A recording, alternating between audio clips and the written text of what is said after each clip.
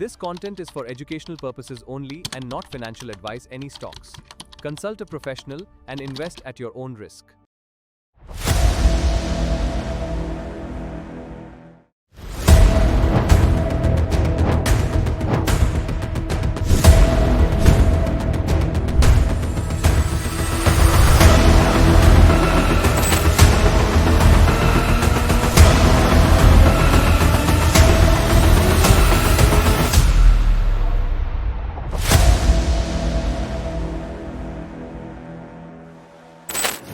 June 19ಕ್ಕೆ ಮುಖೇಶ್ ಅಂಬಾನಿಯವರು ಒಂದು ಅನೌನ್ಸ್ಮೆಂಟ್ ಮಾಡಿದರು. ಅದು ಇಂಡಿಯನ್ ಸ್ಟಾಕ್ ಮಾರ್ಕೆಟ್ನ ಹಿಸ್ಟ್ರಿಲೇ ಹೊಸ ಅಧ್ಯಾಯ ಆಗಬಹುದು. ಇದು ಸ್ವಲ್ಪ ಕಾಂಪ್ಲೆಕ್ಸ್ ಟಾಪಿಕ್ ಇರುತ್ತೆ. ಇವಾಗ ತಾನೇ ಸ್ಟಾಕ್ ಮಾರ್ಕೆಟ್ ಜರ್ನಿ ಸ್ಟಾರ್ಟ್ ಮಾಡಿರೋರಿಗೆ ಅರ್ಥ ಆಗೋದು ಕಷ್ಟ ಆಗ್ಬೋದು. ಇಲ್ಲಿ ನಾವು ಬೇಸಿಕ್ ವಿಚಾರ ಏನು ಡಿಸ್ಕಸ್ ಮಾಡ್ತಾ ಇಲ್ಲ. ಸೊ ಸ್ಕಿಪ್ ಮಾಡೋದಿದ್ರೆ ಸ್ಕಿಪ್ ಮಾಡಿ ಅಥವಾ ಅರ್ಥ ಮಾಡ್ಕೊಳ್ಳೋಕ್ಕೆ ಟ್ರೈ ಮಾಡಿ. ಜಿಯೋ ಪ್ಲಾಟ್ಫಾರ್ಮ್ಸ್ ತಮ್ಮ DRHP ಫೈಲ್ ಮಾಡಿದ್ದಾರೆ. ಮತ್ತು ಬ್ಯಾಂಕರ್ಸ್ ಏನು ಹೇಳ್ತಿದ್ದಾರೆ ಗೊತ್ತಾ, $133 ಬಿಲಿಯನ್ ನಿಂದ $180 ಬಿಲಿಯನ್ ವ್ಯಾಲ್ಯೂಯೇಷನ್ ಅಂತ ಹೇಳ್ತಿದ್ದಾರೆ. ಇದು ಕನ್ಫರ್ಮ್ ಆದರೆ ಭಾರತದ ಅತಿ ದೊಡ್ಡ IPO ಆಗುತ್ತೆ. ನಾನಿವತ್ತು ಪೂರ್ತಿ DRHP ಡಾಕ್ಯುಮೆಂಟ್ ಸ್ಟಡಿ ಮಾಡಿ ಕೆಲವು ನಂಬರ್ಸ್ ಕವರ್ ಮಾಡ್ತಿದ್ದೀನಿ. ಸೊ ಈ ವಿಡಿಯೋದಲ್ಲಿ ನಾವು ನೋಡೋದು ಯಾರು ನಿಜವಾಗ್ಲೂ ದುಡ್ಡು ಮಾಡ್ತಿದ್ದಾರೆ, ಕಂಪನಿ ತಾವೇ ಅಡ್ಮಿಟ್ ಮಾಡ್ಕೊಂಡಿರೋಂಥ ರಿಸ್ಕ್ಗಳೇನು, ಮತ್ತು IPO ಅಪ್ಲೈ ಮಾಡ್ಬೋದಾ ಬೇಡವಾ ಅನ್ನೋದು. ಸೊ ವಿಡಿಯೋ ಪೂರ್ತಿ ನೋಡಿ, ಯಾಕಂದರೆ ಲಾಸ್ಟಲ್ಲಿ ನಾನು ಹೇಳೋ ಒಂದು ರಿಸ್ಕ್ ಅದು 99% ಜನಕ್ಕೆ ಗೊತ್ತಿರಲ್ಲ. ಮೊದಲು ಈ IPO ಸ್ಟ್ರಕ್ಚರ್ ಏನು ಅಂತ ನೋಡೋಣ. ಜಿಯೋ ಪ್ಲಾಟ್ಫಾರ್ಮ್ಸ್ ₹10 ಫೇಸ್ ವ್ಯಾಲ್ಯೂ ಇರುವಂಥ 27 ಕೋಟಿ ಶೇರ್ಗಳನ್ನು ಫ್ರೆಶ್ ಇಶ್ಯೂ ಮೂಲಕ ಸೇಲ್ ಮಾಡ್ತಿದೆ. ಇಲ್ಲಿ ಒಂದು ಇಂಪಾರ್ಟೆಂಟ್ ಪಾಯಿಂಟ್ ಇದೆ. ಇದು 100% fresh issue, 0 offer for sale. ಯಾಕಿದು ಇಂಪಾರ್ಟೆಂಟ್ ಅಂದರೆ, ಯಾವ ಎಕ್ಸಿಸ್ಟಿಂಗ್ ಶೇರ್ ಹೋಲ್ಡರ್ ಕೂಡ ಅದು ಗೂಗಲ್ ಆಗಲಿ ಮೆಟಾ ಆಗಲಿ ಒಂದೇ ಒಂದು ಶೇರ್ ಮಾರ್ತಿಲ್ಲ. ರೈಸ್ ಆಗೋ ಪ್ರತಿ ರೂಪಾಯಿನೂ ಕಂಪನಿಗೆ ಹೋಗುತ್ತೆ. ಇದು ನಿಜವಾಗ್ಲೂ ಇನ್ವೆಸ್ಟರ್ಸ್ಗೆ ಗುಡ್ ಸೈನ್. ಯಾವಾಗ ಪ್ರಮೋಟರ್ಸ್ ಇಲ್ಲಿ ಎಕ್ಸಿಟ್ ಆಗ್ತಾರೋ ಆಗ ಸ್ವಲ್ಪ ರೆಡ್ ಫ್ಲಾಗ್ ಅಂದ್ಕೊಳ್ಬೋದು. ಆದರೆ ಇಲ್ಲಿ ರಿಲಯನ್ಸ್ ತಮ್ಮ ಓನರ್ಶಿಪ್ ಡೈಲ್ಯೂಟ್ ಮಾಡಿಕೊಂಡು ಗ್ರೋತ್ಗೆ ಕ್ಯಾಪಿಟಲ್ ರೈಸ್ ಮಾಡ್ತಿದ್ದಾರೆ. ಕರೆಂಟ್ಲಿ ರಿಲಯನ್ಸ್ ಹತ್ರ 66.43% ಪ್ರೀ ಇಶ್ಯೂ ಸ್ಟೇಕ್ ಇದೆ. ಬ್ಯಾಂಕರ್ಸ್ ಎಸ್ಟಿಮೇಟ್ ಪ್ರಕಾರ ಕಂಪನಿ ಸುಮಾರು 2.5% ಸ್ಟೇಕ್ ಮಾರೋ ಮೂಲಕ ಸುಮಾರು $4 ಬಿಲಿಯನ್ ರೈಸ್ ಮಾಡ್ತಿದೆ. ಅಲ್ಲಿಂದ ಬರ್ತಿರೋದು $133 ಇಂದ $180 ಬಿಲಿಯನ್ ವ್ಯಾಲ್ಯೂಯೇಷನ್ ಲೆಕ್ಕ. ಆದರೆ ಒಂದು ವಿಷಯ, ಪ್ರೈಸ್ ಬ್ಯಾಂಡ್ ಇನ್ನೂ ಫಿಕ್ಸ್ ಆಗಿಲ್ಲ. ಮೀಡಿಯಲ್ಲಿ ಬರ್ತಿರೋ ಎಲ್ಲ ನಂಬರ್ಸ್ ಅದು ಸ್ಪೆಕ್ಯುಲೇಷನ್ ಅಷ್ಟೇ. DRHPಯಲ್ಲಿ ಪ್ರೈಸ್ ಕಾಲಮ್ನ ಪೂರ್ತಿ ಬ್ಲಾಂಕ್ ಇಟ್ಟಿದ್ದಾರೆ. ಇನ್ನು ಕಂಪನಿ ಬಗ್ಗೆ ನೋಡೋದಾದರೆ 524.4 ಮಿಲಿಯನ್ ಟೋಟಲ್ ಕಸ್ಟಮರ್ಸ್ ಮಾರ್ಚ್ 2026 ಪ್ರಕಾರ ಇದ್ದಾರೆ. ಅದರಲ್ಲಿ 268.5 ಮಿಲಿಯನ್ 5G ಕಸ್ಟಮರ್ಸ್ ಇದ್ದಾರೆ. ಚೀನಾ ಬಿಟ್ಟರೆ ವರ್ಲ್ಡ್ನ ಅತಿ ದೊಡ್ಡ 5G ಬೇಸ್ ಇದಾಗಿದೆ. 27.1 ಮಿಲಿಯನ್ ಜಿಯೋ ಫೈಬರ್ ಮತ್ತು ಜಿಯೋ ಏರ್ ಫೈಬರ್ ಕಸ್ಟಮರ್ಸು ಇಂಡಿಯಾದ ನಂಬರ್ 1 ಫಿಕ್ಸ್ಡ್ ಬ್ರಾಡ್ಬ್ಯಾಂಡ್ ಪ್ಲೇಯರ್ ಆಗಿ ಮಾಡಿದ್ದಾರೆ. ಇಂಡಿಯಾದ ಟೋಟಲ್ ವೈರ್ಲೆಸ್ ಡೇಟಾ ಟ್ರಾಫಿಕಲ್ಲಿ ಸುಮಾರು 60% ಜಿಯೋ ನೆಟ್ವರ್ಕ್ ಇದೆ. ಆದರೆ ಇದಕ್ಕಿಂತ ಮುಖ್ಯ ವಿಷಯ ಏನು ಗೊತ್ತಾ, DRHP ಲ್ಯಾಂಗ್ವೇಜ್ ಗಮನಿಸಿ. ಜಿಯೋ ತಮ್ಮನ್ನು ಟೆಲಿಕಾಂ ಕಂಪನಿ ಅಂತ ಎಲ್ಲೂ ಕರ್ಕೊಳ್ತಿಲ್ಲ. ಅವ್ರು ಹೇಳ್ತಿರೋದು ಟೆಕ್ನಾಲಜಿ ಪ್ಲಾಟ್ಫಾರ್ಮ್ ಕಂಪನಿ ಅಂತ. ಸೊ ವರ್ಕ್ ಫೋರ್ಸಲ್ಲಿ 40% ಬರೀ ಡಿಜಿಟಲ್ ಪ್ರಾಡಕ್ಟ್ಸ್ ಆ್ಯಂಡ್ ಟೆಕ್ ಡೆವಲಪ್ಮೆಂಟ್ಗೆ ಪ್ರಯಾರಿಟಿ ಕೊಟ್ಟಿದ್ದಾರೆ. 6817 ಪೇಟೆಂಟ್ಸ್ಗೆ ಕಂಪನಿ ಅಪ್ಲೈ ಮಾಡಿದೆ. ಜೊತೆಗೆ ಓನ್ 5G ಸ್ಟ್ಯಾಕನ್ನು ಹೊಂದಿದೆ and own operating systems, own AI engine, Jio brain ಎಲ್ಲ ಇನ್-ಹೌಸ್ ಮಾಡ್ಕೊಂಡಿದ್ದಾರೆ.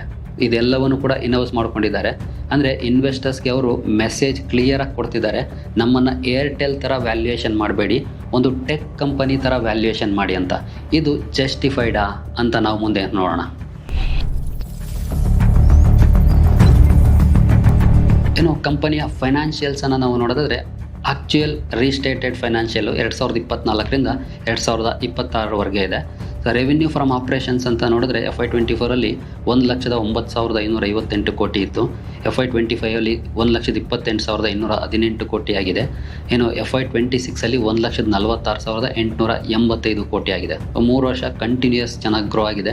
ಇದು 15.79 ರೆವಿನ್ಯೂ CAGRಲ್ಲಿ ಗ್ರೋ ಆಗ್ತಾ ಇದೆ. ಸೊ ಸಾಲಿಡ್ ಗ್ರೋತ್ ಅಂತಲೇ ಹೇಳ್ಬೋದು. ಏನು ಎಕ್ಸ್ಪ್ಲೋಸಿವ್ ಗ್ರೋತ್ ಅಲ್ಲ, ಇದು ಖಂಡಿತ ಒಳ್ಳೆ ಗ್ರೋತೇನ. ಇಷ್ಟು ದೊಡ್ಡ ಸ್ಕೇಲ್ ಕಂಪನಿಗೆ ಇದು ನಾರ್ಮಲ್. ಇನ್ನು ಪ್ಯಾಟನ್ನು ನೋಡೋದಾದರೆ FY24 21,423 ಕೋಟಿ ಇತ್ತು. FY25 26,109 ಕೋಟಿ ಆಯಿತು. FY26 30,049 ಕೋಟಿ ಆಗಿದೆ. ಸೊ ಎಬಿಟಾ ಮಾರ್ಜಿನ್ ಕೂಡ FY26 51.91 ಇತ್ತು. FY24 ಇದು 50.16 ಇತ್ತು. ಸೊ ಈಗ ಇಂಪ್ರೂವ್ ಆಗಿದೆ. ಇದು ವರ್ಲ್ಡ್ನ ಬೆಸ್ಟ್ ಟೆಲಿಕಾಮ್ ಕಂಪನೀಸ್ಗೆ ಕಂಪೇರ್ ಮಾಡಬಹುದಾದ ಮಾರ್ಜಿನ್. ಸೊ ಡೈಲ್ಯೂಟೆಡ್ EPS ನೋಡಿದ್ರೆ 33.59 ಇದೆ FY26ಗೆ. FY24 ಇದು 23.93 ಇತ್ತು. ಅಲ್ಲೂ ಕೂಡ ಒಳ್ಳೆ ಇಂಪ್ರೂವ್ಮೆಂಟ್ ಆಗಿದೆ. ಆದರೆ ನಾನು ಹೇಳೋ ರಿಯಲ್ ಹೆಡ್ಲೈನ್ ನಂಬರ್ ಇದು ನೆಟ್ ಲೆವರೇಜ್. FY24 0.88x ಇದ್ದದ್ದು FY26ಗೆ 0.36ಗೆ ಬಂದಿದೆ. ಈ ಕಂಪನಿ ಗ್ರೋತ್ ಜೊತೆಗೆ ಡೆಟ್ನ ಅಗ್ರೆಸಿವ್ ಆಗಿ ಕಡಿಮೆ ಮಾಡ್ತಿರೋ ಅಂಥ ಕಂಪನಿ. ಇದು ಒಳ್ಳೆ ವಿಚಾರ ಇನ್ವೆಸ್ಟರ್ಸ್ಗೆ. ಆ್ಯಂಡ್ ರಿಮೆಂಬರ್, IPO ಪ್ರೊಸೀಡ್ಸಲ್ಲಿ 27,500 ಕೋಟಿ ಸ್ಪೆಸಿಫಿಕಲಿ RJIL ಅಂದರೆ ರಿಲಯನ್ಸ್ ಜಿಯೋ ಬಾರೋಯಿಂಗ್ಸ್ ಪ್ರೀಪೇ ಮಾಡೋಕ್ಕೆ ಅಂತಲೇ ಮೀಸಲಿಟ್ಟಿದ್ದಾರೆ. ಇದು ಬರೀ ಲಿಸ್ಟಿಂಗ್ಗೋಸ್ಕರ ಅಲ್ಲ, ಇದು ಡೇ ಲೆವರೇಜಿಂಗ್ ಸ್ಟ್ರಾಟಜಿ ಜೊತೆ ಬಂದಿರೋ ಅಂಥ ಲಿಸ್ಟಿಂಗ್ ಅಂತ ಹೇಳ್ಬೋದು. ಆದರೆ ಇನ್ನೊಂದು ಮುಖ್ಯ ವಿಷಯ ಇದೆ. ಜಿಯೋ ಪ್ಲಾಟ್ಫಾರ್ಮ್ಸ್ ಮತ್ತು ಸಬ್ಸಿಡಿಯರೀಸ್ ಸೇರಿಸಿ ಟೋಟಲ್ ಬಾರೋಯಿಂಗ್ 71,500 ಕೋಟಿ ಇದೆ ಮಾರ್ಚ್ 2026 ಪ್ರಕಾರ. ಇದರ ಫೈನಾನ್ಸ್ ಕಾಸ್ಟ್ FY25 4,900 ಕೋಟಿ ಇದ್ದದ್ದು FY26ಗೆ 8,653 ಕೋಟಿ ಆಗಿದೆ. ಒಂದೇ ವರ್ಷದಲ್ಲಿ ಸುಮಾರು 76% ಜಂಪ್ ಇದೆ. ಈ ನಂಬರ್ ಸ್ವಲ್ಪ ಯೋಚನೆ ಮಾಡಬೇಕಾಗಿರುವಂಥ ನಂಬರ್. ಸೊ ರೇಷಿಯೋ ಇಂಪ್ರೂವ್ ಆಗ್ತಿದ್ರು ಅಬ್ಸಲ್ಯೂಟ್ ಡೆಟ್ ಸರ್ವಿಸಿಂಗ್ ಕಾಸ್ಟ್ ಫಾಸ್ಟಾಗಿ ಜಾಸ್ತಿ ಆಗಿದೆ. ಮತ್ತು ಇದರಲ್ಲಿ ಸ್ವಲ್ಪ ಭಾಗ ಫಾರಿನ್ ಕರೆನ್ಸಿಲೂ ಇದೆ. ಇದು ಎಕ್ಸ್ಚೇಂಜ್ ರೇಟ್ ರಿಸ್ಕನ್ನು ಕೂಡ ಜಾಸ್ತಿ ಮಾಡುತ್ತೆ. ಸೊ ರಿಟರ್ನ್ ಆನ್ ನೆಟ್ವರ್ತ್ 9.42% ಇದೆ. ಇಂಪ್ರೂವ್ ಆಗ್ತಿದ್ರು ಇಷ್ಟು ದೊಡ್ಡ ಅಂದರೆ $130 ಬಿಲಿಯನ್ ವ್ಯಾಲ್ಯೂಯೇಷನ್ಗೆ ಇದು ಅಷ್ಟೇನು ಸ್ಪೆಕ್ಟಾಕ್ಯುಲರ್ ಅಂತ ಹೇಳೋಕ್ಕಾಗೋದಿಲ್ಲ. RONW ಏನು ಕಾಂಪಿಟೇಟರ್ಗೆ ಕಂಪೇರ್ ಮಾಡಿದ್ರಂತೂ ಭಾರತಿ ಏರ್ಟೆಲ್ಗೂ ಇದಕ್ಕೂ ತುಂಬಾ ಡಿಫ್ರೆನ್ಸ್ ಇದೆ.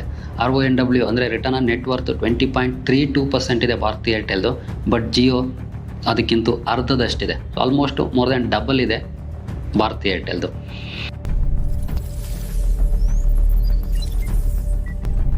ಏನು ಬುಲ್ ಕೇಸ್ ಪಾಸಿಟಿವ್ಸನ್ನು ನಾವಿಲ್ಲಿ ನೋಡೋದಾದರೆ ಏನೆಲ್ಲ ಪಾಸಿಟಿವ್ ಸೈಡ್ಸ್ ಇದೆ ಜಿಯೋ IPOದಲ್ಲಿ ಅಂತ. ಮೋಟ್ ನಿಜವಾಗ್ಲೂ ಗಟ್ಟಿ ಇದೆ. ಸ್ಟ್ರಕ್ಚರಲ್ ಆಗಿ ಜಿಯೋ ಒಂದೇ ಕಂಪನಿ ವರ್ಲ್ಡಲ್ಲಿ ಪೂರ್ತಿ end to end inhouse 5G ಸ್ಟ್ಯಾಕನ್ನು combination core devices operating systems ಎಲ್ಲ ಸ್ವಂತದ್ದನ್ನು ಹೊಂದಿರುವಂಥ ಕಂಪನಿ. ಸೊ ಮೋಟ್ ಅದಕ್ಕೆ ನಿಜವಾಗ್ಲೂ ಗಟ್ಟಿ ಇದೆ ಅಂತ ಹೇಳಿದ್ದು. ಓನ್ ಸ್ಟ್ಯಾಕ್ ಅಂದರೆ ಲೋ ಕಾಸ್ಟ್, ಫಾಸ್ಟ್ ಇನೋವೇಷನ್, ಬೇರೆಯವರ ಮೇಲೆ ಡಿಪೆಂಡ್ ಆಗೋ ಕಂಪನಿಗಳಿಗಿಂತ ಅಡ್ವಾಂಟೇಜ್ ಇಲ್ಲಿ ಜಾಸ್ತಿ ಇರುತ್ತೆ. ಇನ್ನು ಫ್ಲೈ ವೀಲ್ ಎಫೆಕ್ಟು ಎರಡನೇದು ತುಂಬ ಚೆನ್ನಾಗಿದೆ. ಅಂದರೆ ಟೆಕ್ನಾಲಜಿ ಫ್ಲೈ ವೀಲ್ ಆಗ್ಬೋದು, ಡೇಟಾ ಫ್ಲೈ ವೀಲ್ ಆಗ್ಬೋದು, ಡಿಸ್ಟ್ರಿಬ್ಯೂಷನ್ ಫ್ಲೈ ವೀಲ್ ಆಗ್ಬೋದು. ಈ ಮೂರು ಲೂಪ್ಸ್ ಒಂದಕ್ಕೊಂದು ಗಟ್ಟಿಯಾಗಿದ್ದಾವೆ. ಇನ್ನು my Jio app FY26 215.9 million average monthly active ಯೂಸರ್ಸನ್ನು ಗಳಿಸಿದೆ. ಒಂದೇ ವರ್ಷದಲ್ಲಿ ಜಿಯೋ ಹೋಮ್ಗೆ 20 ಮಿಲಿಯನ್ ಲೀಡ್ಸ್, ಜಿಯೋ ಮಾರ್ಟ್ಗೆ 72 ಮಿಲಿಯನ್ ವಿಸಿಟ್ಸ್ ಜನರೇಟ್ ಆಗಿದೆ. ಇದು ಸಾಲಿಡ್ ಬೇಸನ್ನು ತೋರಿಸ್ತಾ ಇದೆ. ಸೊ ಇಷ್ಟು ದೊಡ್ಡದಾಗಿ ಸ್ಕೇಲ್ ಆದರೂ ಗ್ರೋತ್ ರನ್ವೇ ಬಾಕಿ ಇದೆ ಕಂಪನಿಗೆ. 524 ಮಿಲಿಯನ್ ಕಸ್ಟಮರ್ಸ್ ಇದ್ದರೂ DRHP ಪ್ರಕಾರ 263.5 ಮಿಲಿಯನ್ ಇಂಡಿಯನ್ಸು ಇನ್ನೂ 2G ಮೇಲೆ ಇದ್ದಾರೆ. ಮತ್ತು broadband side India fixed broadband penetration ಸುಮಾರು 20% ಮಾತ್ರ ಇದೆ. ಇನ್ನೂ ಸಾಕಷ್ಟು ಅವಕಾಶ ಇದೆ ಇಲ್ಲಿ ಗ್ರೋತ್ಗೆ. FY2031ಕ್ಕೆ ಸುಮಾರು 46% ಆಗುತ್ತೆ ಅಂತ ಕಂಪನಿ ಎಸ್ಟಿಮೇಟ್ ಹೇಳ್ತಾ ಇದೆ. ಇನ್ನು ಜಿಯೋ ಕರೆಂಟ್ಲಿ ಭಾರತದ ನೆಟ್ ನ್ಯೂ ಫಿಕ್ಸ್ಡ್ ಬ್ರಾಡ್ಬ್ಯಾಂಡ್ ಕಸ್ಟಮರ್ಸಲ್ಲಿ 67.56% ಮಾರ್ಕೆಟ್ ಶೇರ್ ಹೊಂದಿದೆ. ಡೆಟ್ ಕಮ್ಮಿ ಆಗ್ತಿದೆ. ಹಾಗಾಗಿ IPO ಇದಕ್ಕೆ ಇನ್ನೂ ಬೂಸ್ಟ್ ಕೊಡುತ್ತೆ. 0.36% ನೆಟ್ ಲೆವರೇಜ್ ಯಾವ ಟೆಲಿಕಾಮ್ ಸ್ಟ್ಯಾಂಡರ್ಡ್ಗೂ ಇದು ಹೆಲ್ದಿ ಅಂತಲೇ ಹೇಳ್ತಾರೆ. ಇನ್ನು ಯೂಸ್ ಆಫ್ ಪ್ರೊಸೀಡ್ಸ್ ಸ್ಪಷ್ಟವಾಗಿದೆ ಕಂಪನಿದು. ಯಾಕಂದರೆ RJIL ಡೆಟ್ ಪ್ರೀಪೇ ಮಾಡಲಿಕ್ಕೇ ಬಳಸ್ತಾ ಇದೆ 27,500 ಕೋಟಿಯನ್ನು. ಸೊ ಡೇ 1ಇಂದನೇ ಬ್ಯಾಲೆನ್ಸ್ ಶೀಟ್ ಇಂಪ್ರೂವ್ ಆಗುತ್ತೆ ಕಂಪನಿದು. ಇನ್ನು ಶೇರ್ ಹೋಲ್ಡರ್ ಲಿಸ್ಟ್ ಒಂದು ಹೂ ಇಸ್ ಹೂ ಲಿಸ್ಟ್ ಇದ್ದಂಗಿದೆ. ಅದರಲ್ಲಿ ಗೂಗಲ್ ಆಗ್ಬೋದು, ಮೆಟಾ ಆಗ್ಬೋದು, KKR ಆಗ್ಬೋದು, Silver Lake, General Atlantic, Mubadala, Abu Dhabi investment authority, Saudi Arabia public investment fund, TPG, Qualcomm, Intel ಇವರೆಲ್ಲ 2026ರಿಂದ ಆಲ್ರೆಡಿ ಇನ್ವೆಸ್ಟ್ ಮಾಡಿದ್ದಾರೆ. ಇದು ಪ್ರೈವೇಟ್ ಕಂಪನಿಗೆ ಸಿಗೋ ಅತಿ ದೊಡ್ಡ ಇನ್ಸ್ಟಿಟ್ಯೂಷನಲ್ ವ್ಯಾಲಿಡೇಷನ್ ಅಂತಲೇ ಹೇಳ್ಬೋದು. ಇವ್ರು ಯಾರು ಈ IPOದಲ್ಲಿ ತಮ್ಮ ಒಂದು ಶೇರನ್ನು ಕೂಡ ಮಾರ್ತಿಲ್ಲ. ಇದು ಬಹಳ ಇಂಪಾರ್ಟೆಂಟ್ ಆಗುತ್ತೆ. ಇನ್ನು 100% ಫ್ರೆಶ್ ಇಶ್ಯೂ ಇದೆ, ಪ್ರಮೋಟರ್ ಎಕ್ಸಿಟ್ ಇಲ್ಲ ಅಂತ ಆಲ್ರೆಡಿ ಈಗಾಗಲೇ ಹಿಂದೆ ಹೇಳಿದ್ದೀನಿ. ಇನ್ನು ಲಿಟಿಗೇಷನ್ ಪ್ರೊಫೈಲ್ಗೆ ಬಂದರೆ ಕ್ಲೀನ್ ಆಗಿದೆ. ಪೇರೆಂಟ್ ಕಂಪನಿ ಲೆವೆಲಲ್ಲಿ DRHP ಸ್ಟ್ರೈಟ್ ಆಗಿ ಹೇಳಿದೆ, criminal proceedings, regulatory actions, material, civil litigation ಎಲ್ಲ ನಿಲ್ ಆಗಿದೆ ಅಂತ.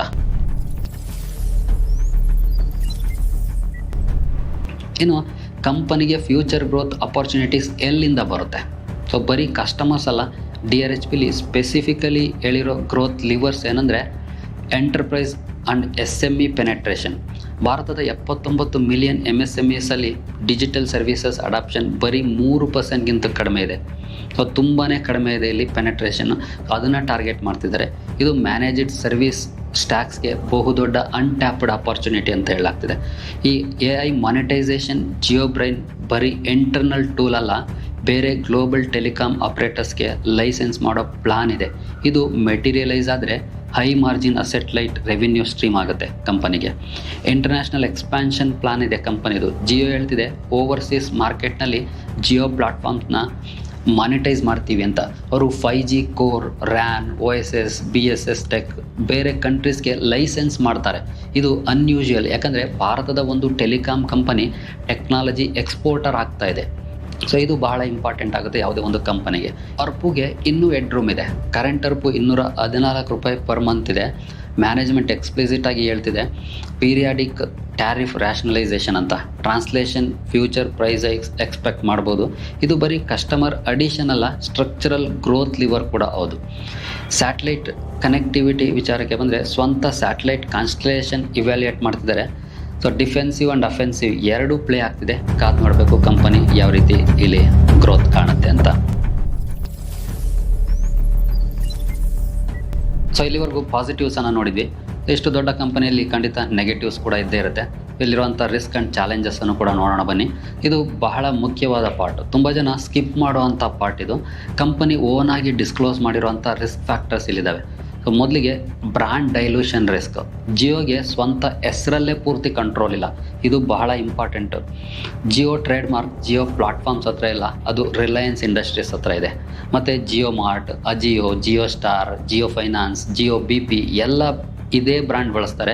ಇದು ರಿಲಯನ್ಸ್ ಇಂಡಸ್ಟ್ರೀಸ್ ಹತ್ರ ಇದೆ. ಇವೆಲ್ಲ ಕಂಪನೀಸಲ್ಲಿ ನೀವೇನು ಇನ್ವೆಸ್ಟ್ ಮಾಡ್ತಿಲ್ಲ, ಬಟ್ ಬೇರೆ ರಿಲಯನ್ಸ್ ಬಿಸ್ನೆಸ್ಗಳಲ್ಲಿ ಸ್ಕ್ಯಾಂಡಲ್ ಆದರೆ ಈ ಜಿಯೋ ಬ್ರ್ಯಾಂಡ್ಗೆ ಡ್ಯಾಮೇಜ್ ಆಗ್ಬೋದು ಮತ್ತು ಜಿಯೋ ಪ್ಲಾಟ್ಫಾರ್ಮ್ಸ್ ಮ್ಯಾನೇಜ್ಮೆಂಟ್ ಇದಕ್ಕೆ ಏನು ಮಾಡೋಕ್ಕಾಗೋದಿಲ್ಲ. ಇದು structurally related party dependent business. ಇದು ಕೂಡ ಒಂದು ಇಂಪಾರ್ಟೆಂಟ್ ವಿಷಯ, ಯಾಕಂದರೆ ರಿಲಯನ್ಸ್ ರಿಟೇಲ್ ಜಿಯೋದ ಪ್ರೀಪೇಯ್ಡ್ ಕನೆಕ್ಟಿವಿಟಿ ಸರ್ವಿಸಸ್ಗೆ ಸೋಲ್ ಡಿಸ್ಟ್ರಿಬ್ಯೂಟರ್.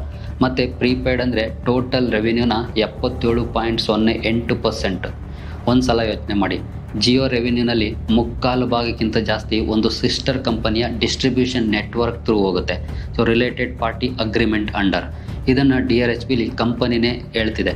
ಮುಂದೆ ಯಾವತ್ತಾದರೂ ರಿಲಯನ್ಸ್ ಗ್ರೂಪ್ ಅಗ್ರಿಮೆಂಟ್ಸ್ ಟರ್ಮಿನೇಟ್ ಆಗದೆ ಇರ್ತವೆ ಅಂತ ಯಾವ ಗ್ಯಾರಂಟಿನೂ ಇಲ್ಲ. ಸೊ ಇದೊಂದು ದೊಡ್ಡ ರಿಸ್ಕ್ ಕಂಪನಿಯಲ್ಲಿರುವಂಥದ್ದು. ಇನ್ನು ಝೀರೋ ಡಿವಿಡೆಂಡ್ ಹಿಸ್ಟ್ರಿ. ಲಾಸ್ಟ್ 3 ಫಿಸ್ಕಲ್ಸಲ್ಲಿ ಒಂದೇ ₹1 ಡಿವಿಡೆಂಡ್ ಡಿಕ್ಲೇರ್ ಆಗಿಲ್ಲ. ಇನ್ಕಮ್ ಸ್ಟಾಕ್ ಹುಡುಕ್ತಿದ್ರೆ ಖಂಡಿತ ಇದು ಆ ಥರದ ಕಂಪನಿ ಅಂತೂ ಅಲ್ಲ. ಇನ್ನು ಫ್ಯಾಮಿಲಿ ಕಂಟ್ರೋಲ್ಡ್ ಗವರ್ನೆನ್ಸ್ ಹೊಂದಿರೋಂಥದ್ದು, ಇದು ಕೂಡ ಒಂದು ರಿಸ್ಕ್. ಯಾಕಂದರೆ ಬೋರ್ಡಲ್ಲಿ ಮುಖೇಶ್ ಅಂಬಾನಿ ಚೇರ್ಮನ್, ಮಗ ಆಕಾಶ್ ಅಂಬಾನಿ ಮ್ಯಾನೇಜಿಂಗ್ ಡೈರೆಕ್ಟರ್, ಮಕ್ಕಳಾದ Isha and Anant Ambani non executive directors. Independent directors ಇದ್ದಾರೆ, ಆದರೆ ಸ್ಟ್ರಾಟಜಿಕ್ ಕಂಟ್ರೋಲ್ ಏನಿದೆ ಅದು ಫ್ಯಾಮಿಲಿ ಹತ್ರನೇ ಇದೆ. ಕೆಲವು ಜನ ಇದನ್ನು ಪ್ರೂವನ್ ಎಕ್ಸಿಕ್ಯೂಷನ್ ಫೀಚರ್ ಅಂತಾರೆ, ಕೆಲವು ಜನ ಇದನ್ನು ಗವರ್ನೆನ್ಸ್ ಕಾನ್ಸಂಟ್ರೇಷನ್ ರಿಸ್ಕ್ ಅಂತಾರೆ. ಸೊ ನೀವೇನು ಅಂದ್ಕೊಳ್ತೀರಿ ಅದ್ರ ಮೇಲೆ ಡಿಸೈಡ್ ಮಾಡಬೇಕಾಗುತ್ತೆ. ಇನ್ನು ಫೈರ್ ಪ್ರೈಸಿಂಗ್ಗೆ ಯಾವ ಬೆಂಚ್ ಮಾರ್ಕ್ ಇಲ್ಲ, ಇದು ಕೂಡ ಬಹಳ ಇಂಪಾರ್ಟೆಂಟ್ ಆಗಿರುವಂಥ ರಿಸ್ಕ್ ಫ್ಯಾಕ್ಟರ್. ಯಾಕಂದರೆ DRHP ಎಕ್ಸ್ಪ್ಲಿಸಿಟ್ ಆಗಿ ಹೇಳ್ತಿದೆ, ಕಳೆದ 18 ತಿಂಗಳಲ್ಲಿ ಯಾವ ಪ್ರೈಮರಿ ಇಶ್ಯೂಯನ್ಸ್ ಆಗಲಿ ಸೆಕೆಂಡ್ರಿ ಟ್ರಾನ್ಸಾಕ್ಷನ್ ಆಗಲಿ ಕಂಪನಿಯಲ್ಲಿ ಆಗಿಲ್ಲ ಪ್ರೈಸ್ ಕಂಪೇರ್ ಮಾಡೋಕ್ಕೆ. So last real data point ಅಂದರೆ 2020ರದ್ದು. ಆಗ ಗೂಗಲ್, ಮೆಟಾ, PE ಕನ್ಸಾರ್ಷಿಯಂ ಇವೆಲ್ಲವೂ ಕೂಡ 488ರಿಂದ 549 ರೂಪಾಯಿ ಪರ್ ಶೇರಲ್ಲಿ ಇನ್ವೆಸ್ಟ್ ಮಾಡಿದರು. ಅಂದರೆ ಪ್ರೈಸ್ ಬ್ಯಾಂಡ್ ಯಾವಾಗ ಬಂದರೂ ಅದಕ್ಕೆ ರೀಸೆಂಟ್ ಮಾರ್ಕೆಟ್ ಆಂಕರ್ ಕಮ್ಮಿ. ಸೊ ಬ್ಯಾಂಕರ್ಸ್ $200 ರಿಂದ $240 ಬಿಲಿಯನ್ ಅಂತ ಫ್ಲೋಟ್ ಮಾಡೋದು ಬೇರೆ, ಆಕ್ಚುಯಲ್ ಟ್ರೇಡಿಂಗ್ ವ್ಯಾಲಿಡೇಟ್ ಮಾಡ್ತಿರೋ ಪ್ರೈಸ್ ಬೇರೆ. ಸೊ ಇದು ಬಹಳ ಇಂಪಾರ್ಟೆಂಟ್ ಆಗುತ್ತೆ. ಇನ್ನು spectrum and regulatory dependency. Telecom licences spectrum allocation government controlled ಆಗಿರುತ್ತೆ. ಸೊ ರಿನ್ಯೂವಲ್ ಸಬ್ಜೆಕ್ಟ್ ಆಗುತ್ತೆ, ರೋಲ್ ಔಟ್ ಅಬ್ಲಿಗೇಷನ್ಸ್ ಕೂಡ ಇರುತ್ತೆ. ಮತ್ತು DRHP ಓನ್ ವರ್ಡ್ಸಲ್ಲೇ ಲೈಸೆನ್ಸರ್ ಯೂನಿಲ್ಯಾಟ್ರಲ್ ಆಗಿ ಟರ್ಮ್ಸ್ ಚೇಂಜ್ ಮಾಡ್ಬೋದು ಅಂತ ಕೂಡ ಹೇಳ್ತಿದೆ. ಫ್ಯೂಚರ್ ಸ್ಪೆಕ್ಟ್ರಮ್ ರಿನ್ಯೂವಲ್ಗೆ ಸಿಗ್ನಿಫಿಕೆಂಟ್ ಕ್ಯಾಪಿಟಲ್ ಎಕ್ಸ್ಪೆಂಡಿಚರ್ ಬೇಕಾಗ್ಬೋದು. ಫ್ಯೂಚರ್ ಆಕ್ಷನ್ಸ್ ಯಾವ ರೀತಿ ಇರುತ್ತೆ ಅಂತ ಯಾವ ಗ್ಯಾರಂಟಿನೂ ಇಲ್ಲ. ಇದು ಒಂದು ಕೂಡ ಬಿಗ್ ರಿಸ್ಕ್. ಇನ್ನು ಡೆಟ್ ಸರ್ವಿಸಿಂಗ್ ಕಾಸ್ಟ್ ತುಂಬ ಜಾಸ್ತಿ, ಅಂದರೆ ತುಂಬ ಫಾಸ್ಟಾಗಿ ಏರ್ತಿದೆ. ಆಲ್ರೆಡಿ ಹೇಳಿದ್ದೀನಿ, finance cost 76% year on year jump ಆಗಿದೆ ಅಂತ. ಲೆವರೇಜ್ ರೇಷಿಯೋಸ್ ಇಂಪ್ರೂವ್ ಆಗ್ತಿದ್ರು ಕೂಡ absolute debt servicing burden grow ಆಗ್ತಿದೆ. ಮತ್ತು ಇದರಲ್ಲಿ ಡಾಲರ್ ಎನ್ ಡಿನಾಮಿನೇಟೆಡ್ ಪೋರ್ಷನ್ ಕೂಡ ಇದೆ, ಅದು ಕೂಡ ಒಂದು ರಿಸ್ಕ್. ಮತ್ತು ಲಿಟಿಗೇಷನ್ ವಿಚಾರಕ್ಕೆ ಬಂದರೆ ಲಿಟಿಗೇಷನ್ ನಿಲ್ಲಾಗಿದೆ, ಬಟ್ ಬರೀ ಪೇರೆಂಟ್ ಲೆವೆಲ್ಗೆ. ಸಬ್ಸಿಡಿಯರಿ RJIL ಹತ್ರ ಅಂದರೆ ರಿಲಯನ್ಸ್ ಜಿಯೋ ಹತ್ರ dozens of disclosed legal matters ಇದೆ. ಟವರ್ ಡಿಸ್ಪ್ಯೂಟ್ಸ್ ಇದೆ, ಎಲೆಕ್ಟ್ರಿಸಿಟಿ ಥೆಫ್ಟ್ ಅಲಿಗೇಷನ್ಸ್ ಇದೆ, ಕಸ್ಟಮರ್ ಕಂಪ್ಲೇಂಟ್ಸ್ ಇದೆ, ಈ ರೀತಿ ಹಲವು ಲಿಟಿಗೇಷನ್ಸ್ ಕೂಡ ಇದೆ. ಇನ್ನು ಕ್ಯಾಪಿಟಲ್ ಇಂಟೆನ್ಸಿಟಿ ಎಂದಿಗೂ ಮುಗಿಯಲ್ಲ ಈ ಕಂಪನಿದು, ಯಾಕಂದರೆ 5G densification, fixed broadband, AI infra, satellite, R&D, ಇದು ಜೆನ್ಯೂನ್ಲಿ ಕ್ಯಾಪೆಕ್ಸ್ ಅಂಗ್ರಿ ಬಿಸ್ನೆಸ್. ಇದಕ್ಕೆ ಎಷ್ಟು ಹಣ ಇದ್ದರೂ ಸಾಕಾಗೋದಿಲ್ಲ. ಹಾಗಾಗಿ DRHP ರಿಪೀಟ್ ಆಗಿ ಫ್ಲಾಗ್ ಮಾಡ್ತಿದೆ ಅಡಿಷನಲ್ ಫೈನಾನ್ಸಿಂಗ್ ಬೇಕಾಗ್ಬೋದು ಅಂತ. ಸೊ ಫೇವರಬಲ್ ಟರ್ಮ್ಸ್ ಮೇಲೆ ಅವೈಲೇಬಲ್ ಆಗುತ್ತೆ ಅಂತ ಯಾವ ಗ್ಯಾರಂಟಿನೂ ಇಲ್ಲ. ಇವೆಲ್ಲ ಇದರಲ್ಲಿರುವಂಥ ಬಿಗ್ ರಿಸ್ಕ್ಗಳು. ಇನ್ನು ವ್ಯಾಲ್ಯೂಯೇಷನ್ ರಿಯಾಲಿಟಿ ಚೆಕ್ ಮಾಡೋದಾದರೆ ಇದು ಗ್ರೌಂಡ್ ರಿಯಾಲಿಟಿ. DRHPಯಲ್ಲಿ ಕಂಪನಿನೇ ಸ್ವತಃ ಕೊಟ್ಟಿದೆ ಪೀರ್ ಕಂಪ್ಯಾರಿಸನ್ನ. ನೀವು ಒಂದ್ಸಲ ನೋಡಿ, Jio, Airtel, Vodafone FY26 numbers. P ratio ನೋಡೋದಾದರೆ ಜಿಯೋದಂತೂ ಪಿ ರೇಷಿಯೋ ನಾವು ನೋಡೋಕ್ಕಾಗೋದಿಲ್ಲ, ಯಾಕಂದರೆ ಅದು ಪ್ರೈಸ್ ಬ್ಯಾಂಡ್ ಇನ್ನೂ ಫಿಕ್ಸ್ ಆಗಿಲ್ಲ. ಭಾರತ್ ಏರ್ಟೆಲ್ದು 42.2x ಇದೆ, ವೋಡಾಫೋನ್ದು 4.65x ಇದೆ. ಬಟ್ ಇಲ್ಲಿ ಪಾಸಿಟಿವ್ ಇದೆ, ಅದಕ್ಕೆ ಕಾರಣ ಒನ್ ಟೈಮ್ ಗೇನು. ಆ ಒನ್ ಟೈಮ್ ಗೇನ್ನ ತೆಗೆದ್ರೆ ನೆಗೆಟಿವ್ ಆಗುತ್ತೆ. ಇನ್ನು ರಿಟರ್ನ್ ಆನ್ ನೆಟ್ವರ್ತ್ 9.42 ಇದೆ ಜಿಯೋ ಪ್ಲಾಟ್ಫಾರ್ಮ್ಸ್ದು. ಭಾರತ್ ಏರ್ಟೆಲ್ದು 20.32 ಇದೆ, ವೋಡಾಫೋನ್ ನೆಗೆಟಿವ್ ಇದೆ. ಎಬಿಟಾ ಮಾರ್ಜಿನ್ 51.91 ಇದೆ ಜಿಯೋ ಪ್ಲಾಟ್ಫಾರ್ಮ್ಸು. ಭಾರತ್ ಏರ್ಟೆಲ್ 57.48 ಇದೆ, ವೋಡಾಫೋನ್ ಐಡಿಯಾ 42.35 ಇದೆ. ನೆಟ್ ಲೆವರೇಜ್ 0.36 ಇದೆ ಜಿಯೋ ಪ್ಲಾಟ್ಫಾರ್ಮ್ಸ್ದು. ಭಾರತ್ ಏರ್ಟೆಲ್ 1.36 ಇದೆ, ವೋಡಾಫೋನ್ ಐಡಿಯಾ 10.24 ಇದೆ. ಇದನ್ನು ಗಮನಿಸಿದ್ರೆ ನಾವು ಬ್ಯಾಲೆನ್ಸ್ ಶೀಟ್ 3 ಕಂಪನಿಗಳಲ್ಲೇ ಸ್ಟ್ರಾಂಗ್ ಇದೆ ಜಿಯೋದು. ಆದರೆ ರಿಟರ್ನ್ ಆನ್ ಇಕ್ವಿಟಿ ಏರ್ಟೆಲ್ಗಿಂತ ಹಿಂದೆ ಇದೆ ಅಥವಾ ಕಡಿಮೆ ಇದೆ. ಸ್ಕೇಲ್ ಅಡ್ವಾಂಟೇಜ್ ಇದ್ದರೂ ಕೂಡ ಇದು ಕಡಿಮೆನೇ ಇದೆ. ಇನ್ನು ಬ್ಯಾಂಕರ್ಸ್ ಈ IPOನ ಟೆಕ್ನಾಲಜಿ ಪ್ಲಾಟ್ಫಾರ್ಮ್ ಮಲ್ಟಿಪಲಲ್ಲಿ ಪ್ರೈಸ್ ಮಾಡಿದ್ದಾರೆ. ಟೆಲಿಕಾಮ್ ಆಪ್ರೇಟರ್ ಮಲ್ಟಿಪಲ್ ಬಿಟ್ಟು DRHP ಪೂರ್ತಿ ಆ ನೆರೆಟಿವ್ ಕಡೆಗೇ ಬಿಲ್ಡ್ ಆಗ್ತಿರೋದು ಇಲ್ಲಿ ಸ್ಪಷ್ಟವಾಗಿ ಕಾಣ್ತಿದೆ. ಅದೇ ಸ್ವಿಂಗ್ ಫ್ಯಾಕ್ಟರ್, ಈ IPO ಫೇರ್ ಪ್ರೈಸ್ಡ್ ಅಥವಾ ಎಕ್ಸ್ಪೆನ್ಸಿವ್ ಅಂತ. Indian telecom asset, tech platform, ಹೀಗೆ ಮಲ್ಟಿಪಲ್ ಸೆಕ್ಟರಲ್ಲಿ ಟ್ರೇಡ್ ಆಗ್ತಿರೋಂಥ ಭಾರತದ ಯಾವುದೇ ಕಂಪನಿ ಇಲ್ಲಿವರೆಗೂ ಭಾರತದಲ್ಲಿಲ್ಲ. ಇದಕ್ಕೋಸ್ಕರ ಈ ಲಿಸ್ಟಿಂಗ್ನ ಎಂಟೈರ್ ಸೆಕ್ಟರ್ಗೆ ರೀರೇಟಿಂಗ್ ಇವೆಂಟ್ ಅಂತ ಕರೀತಿದ್ದಾರೆ, ರಿಲಯನ್ಸ್ ಇಂಡಸ್ಟ್ರೀಸ್ಗೂ ಸೇರಿಸಿ. ಈ ಎಲ್ಲ ವಿಷಯವನ್ನು ಸಮ್ಮರೈಸ್ ಮಾಡೋದಾದರೆ ಜಿಯೋ ಪ್ಲಾಟ್ಫಾರ್ಮ್ಸ್ ಒಂದು ಮಾತಲ್ಲಿ ಹೇಳಬೇಕು ಅಂದರೆ ಇಂಡಿಯನ್ ಸ್ಟಾಕ್ ಎಕ್ಸ್ಚೇಂಜ್ಗೆ ಬರ್ತಾ ಇರೋಂಥ ಅತಿ ಡಾಮಿನೆಂಟ್ ಬಿಸ್ನೆಸ್ಸಲ್ಲಿ ಒಂದು. Scale, margins, deleveraging trend, marquee global backers, genuine technology moat, ಇವೆಲ್ಲ ಖಂಡಿತ ಸಣ್ಣ ವಿಷಯ ಅಲ್ಲ. ಆದರೆ ಈ DRHPಲಿ ಸ್ವತಃ ಕಂಪನಿ ಹೇಳ್ಕೊಂಡಿರೋ ಪ್ರಕಾರ ರೆವಿನ್ಯೂನ 3/4 ಭಾಗ ಒಂದು ಸಿಸ್ಟರ್ ಕಂಪನಿ ಥ್ರೂ ಹೋಗೋ ರಿಲೇಟೆಡ್ ಪಾರ್ಟಿ ಡಿಪೆಂಡೆನ್ಸಿ ಇದೆ. ಪೂರ್ತಿ ಕಂಟ್ರೋಲ್ ಇಲ್ಲದೆ ಇರುವಂಥ ಬ್ರ್ಯಾಂಡ್, ಝೀರೋ ಡಿವಿಡೆಂಡ್ ಹಿಸ್ಟ್ರಿ ಮತ್ತು ರೀಸೆಂಟ್ ಮಾರ್ಕೆಟ್ ಬೆಂಚ್ ಮಾರ್ಕ್ ಇಲ್ಲದೆ ಇರುವಂಥ ಪ್ರೈಸಿಂಗ್ ಎಕ್ಸಸೈಸ್, ಇದೆಲ್ಲ ಒಪ್ಕೋಬೇಕು ಅಪ್ಲೈ ಮಾಡೋ ಇನ್ವೆಸ್ಟರ್ಸು. ಸೊ ಪ್ರೈಸ್ ಬ್ಯಾಂಡ್ ಇನ್ನೂ ಅನೌನ್ಸ್ ಆಗಿಲ್ಲ, ಪ್ರೈಸ್ ಬ್ಯಾಂಡ್ಗೋಸ್ಕರ ವೆಯ್ಟ್ ಮಾಡಿ, ಆಮೇಲೆ ಲೆಕ್ಕ ಹಾಕಿ ಅನ್ನೋ ಡಿಸಿಷನ್ ಮತ್ತು ಆ ಲೆಕ್ಕ ಹಾಕೋಕ್ಕೆ ಬೇಕಾದ ರಿಯಲ್ ನಂಬರ್ಸ್ ಈಗ ನಮ್ಮ ಹತ್ರ ಇದೆ. DRHP ಇನ್ನೂ ಡ್ರಾಫ್ಟ್ ಫಾರ್ಮಲ್ಲಿದೆ. ನೆಕ್ಸ್ಟ್ ಸೆಬಿ ರಿವ್ಯೂ ಬರುತ್ತೆ, ಆಮೇಲೆ ಪ್ರೈಸ್ ಬ್ಯಾಂಡ್, ಆಮೇಲೆ ಆ್ಯಕ್ಚುಯಲ್ ಸಬ್ಸ್ಕ್ರಿಪ್ಷನ್ ವಿಂಡೋ ಎಲ್ಲನೂ ಕೂಡ ಓಪನ್ ಆಗುತ್ತೆ. ಇಲ್ಲಿ ಇದು ನಮ್ಮ ಒಪಿನಿಯನ್ ಅಲ್ಲ, ಜಸ್ಟ್ ಡಿಕೋಡಿಂಗ್ ದ ಡಾಕ್ಯುಮೆಂಟ್ಸ್ ಅಷ್ಟೇ. ರಿಲಯನ್ಸ್ ದ ಬಿಗ್ಗೆಸ್ಟ್ ಕಂಪನಿ ಅಂತ ಬ್ಲೈಂಡಾಗಿ ಇನ್ವೆಸ್ಟ್ ಮಾಡ್ತೀರಾ ಅಥವಾ ಇವೆಲ್ಲ ಅರ್ಥ ಮಾಡಿಕೊಂಡು ಮೂವ್ ಮಾಡ್ತೀರಾ, ನಿಮಗೆ ಬಿಟ್ಟದ್ದು. DRHP ಇನ್ನು ಡ್ರಾಫ್ಟ್ ಫಾರ್ಮಲ್ಲಿದೆ. ನೆಕ್ಸ್ಟ್ ಸೆಬಿ ರಿವ್ಯೂ ಬರುತ್ತೆ, ಆಮೇಲೆ ಪ್ರೈಸ್ ಬ್ಯಾಂಡ್, ಆಮೇಲೆ ಆ್ಯಕ್ಚುಯಲ್ ಸಬ್ಸ್ಕ್ರಿಪ್ಷನ್ ವಿಂಡೋ ಓಪನ್ ಆಗುತ್ತೆ.